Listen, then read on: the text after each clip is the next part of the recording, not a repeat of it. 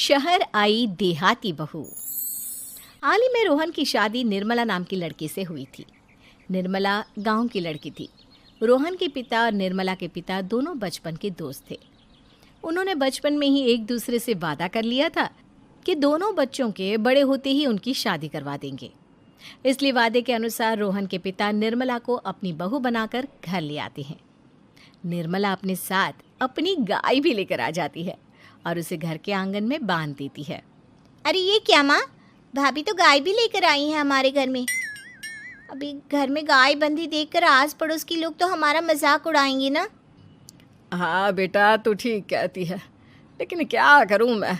तू तो जानती है तेरे पिता किसी की नहीं सुनते। अरे ये क्या निर्मला, तुम अपने साथ गाय क्यों लेकर आई हो? आपके शहर में पैकेट वाला मिलावटी दूध मिलता है ना, लेकिन मुझे तो रोज ताजा दूध पीने की आदत है। गाय लाकर मैंने ना बहुत अच्छा किया है। अब हम सब रोज ना गाय का ताजा ताजा दूध पियेंगे। अरे ये सब तो ठीक है, लेकिन तुम ध्यान रखना कि तुम्हारी गाय की वजह से आस पड़ोस के लोगों को कोई तकलीफ ना हो। हाँ हाँ, मैं सब देख लूँगी, आप चिंता ना करें। कुछ दिन बीत जाते हैं। फिर एक दिन, चल बहू, आज हमें बाजार से सब्जी खरीदने जाना है। उसके बाद सुनीता निर्मला को बाजार में ले जाती है। सब्जी के महंगे दाम देखकर निर्मला के तो होश उड़ जाते हैं। ये क्या माँ जी, 1000 रुपये की सब्जी, ये तो बहुत ही ज़्यादा है। अब क्या करे बहू, शहर का तो यही हाल है। ना ना ना, मैं इस तरह पैसों की बर्बादी बर्दाश्त नहीं कर सकती। अब से ना हम इस बाजार से सब्जी नहीं खरीदेंगे। हाँ। फिर अगले दिन निर्मला घर के आंगन की मिट्टी खोद कर वहाँ तरह तरह की सब्जियाँ लगा देती है। अरे काव्या, तेरी भाभी तो बहुत अजीब है। उसने तेरे पूरे आंगन को खेत बना कर रख दिया। मेरी समझ में नहीं आता तुम लोग इस लड़की को कहाँ से पकड़ कर लाए हो। अरे सब मेरे पिताजी का किया धरा है। सालों पहले अपने दोस्त से किए वादे के चलते उन्होंने उस गवार को हमारे गले बांध दिया। अरे तेरी भाभी सच में एक नंबर की गंवार है। उसे तो ढंग के कपड़े पहनने तक नहीं आते, ऊपर से उसने तेरे घर को गांव का तबेला बनाकर रख दिया है। उन औरतों की बातें सुनकर काव्या को बहुत बुरा लगता है। फिर वो अपने भाई रोहन से इस बात की शिकायत करने लगती है। रोहन निर्मला को समझाने की बहुत कोशिश करता है, लेकिन निर्मला के आगे उसकी एक नहीं चलती। फिर एक दिन रोहन निर्मला को एक शादी में ले जाता है। सभी मेहमान खाना खाने में व्यस्त थे। उधर रोहन भी अपने दोस्तों से गप्पे लड़ाने लगता है। तभी निर्मला तंदूरी चिकन के स्टॉल से ढेर सारे लेग पीस उठाकर अपने पर्स में डालना शुरू कर देती है। घर जाने के बाद इसे फ्रिज में रख दूंगी और कल सुबह मैं चीज़ सिखाऊंगी। फिर खाना खाने के बाद दोनों पति पत्नी वहाँ से जाने लगते हैं, लेकिन तभी दुल्हन का भाई उन्हें रोक लेता है। अरे ये सब क्या है? मैंने यहाँ खाना खाने के लिए सबको बुलाया था, खाना चोरी करने के लिए नहीं। तुमने पर्स में जो चिकन के लेग पीस छुपा रखे ना, चलो बाहर निकालो उन्हें। दुल्हन का भाई फौरन निर्मला से पर्स छीनकर सारे लेग पीस बाहर निकाल लेता है। मैंने इतना खर्चा करके खाने पीने का इंतज़ाम किया है और तुम हो कि यहाँ से खाना चोरी करके ले जा रही हो। शर्म आनी चाहिए तुम्हें। वहाँ मौजूद सभी लोग निर्मला को भला बुरा कहने लगते हैं। अपनी बेइज्जती होते देख रोहन दुल्हन के भाई से माफ़ी मांगकर निर्मला को घर ले आता है। निर्मला, आज तुमने सबके सामने मेरी नाक कटवा दी। आखिर तुम्हें चिकन के पीस चुराने की ज़रूरत क्या थी? मुझे माफ़ कर दीजिए रोहन जी।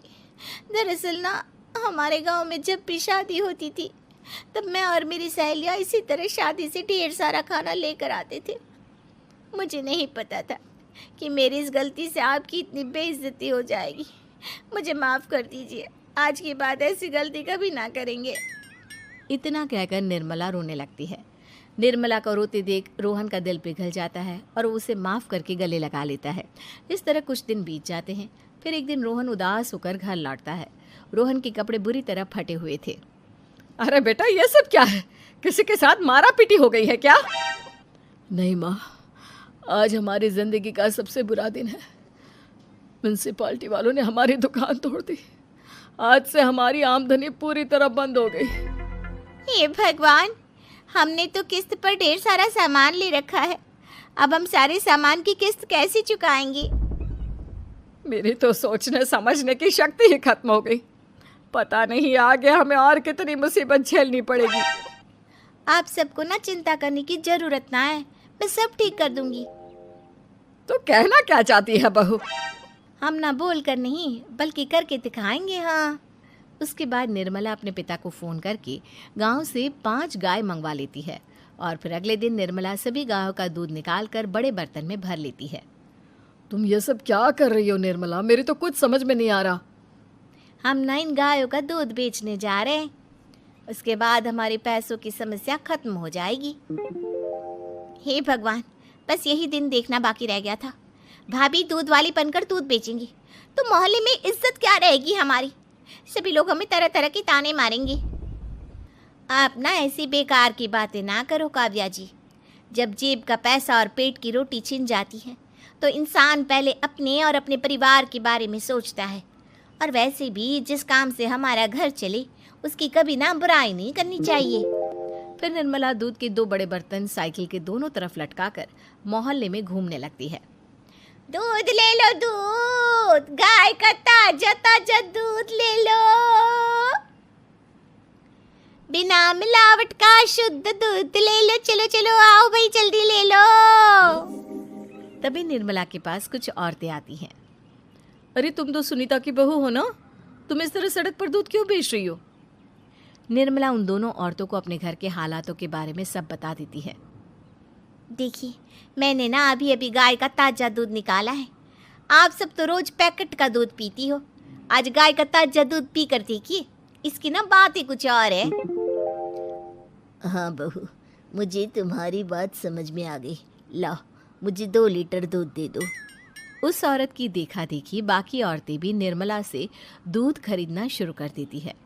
थोड़ी ही देर में निर्मला सारा दूध बेचकर ढेर सारे पैसे इकट्ठे कर लेती है। उसके बाद निर्मला घर जाकर सारे पैसे अपनी सास को पकड़ा देती है।